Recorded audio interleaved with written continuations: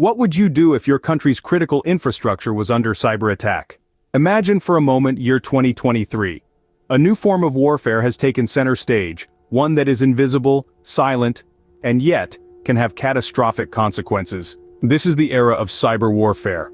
Awareness and preparation are our best defenses against these invisible threats. Over the course of the past year, Chinese military hackers affiliated with the People's Liberation Army have infiltrated nearly 24 critical entities in the United States and other countries. Their targets? Power and water utilities, communications and transportation systems, a water utility in Hawaii, a major West Coast port, at least one oil and gas pipeline, and the operator of Texas's power grid.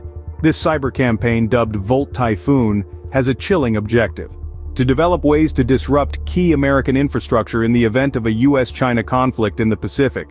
The Chinese military's cyber activity has markedly shifted from political and economic espionage to a more ominous focus on critical infrastructure. These hackers employ various methods to gain access to their targets, including stealing employee credentials and using innocuous devices such as routers. Despite their intrusions, they have not caused any disruptions or affected critical functions. Yet.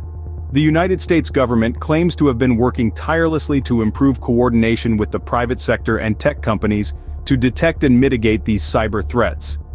NATO, the European Union, and the Biden administration have jointly condemned China for its cyber attacks. This marks the first formal condemnation by NATO and the largest number of nations speaking out against China's cyber activities. However, these stark condemnations do not indicate any concrete punishment for China. The world's leading democracies have yet to treat China as a significant international threat. The reluctance to challenge China is due in part to its importance in European trade and industry.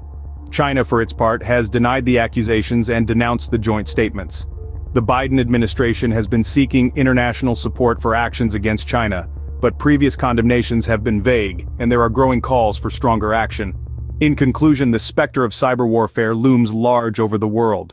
As the United States and other nations grapple with this new form of warfare, the question remains, how can we protect our critical infrastructure from such invisible threats? This is the pressing issue of the day, one that demands our urgent attention and decisive action.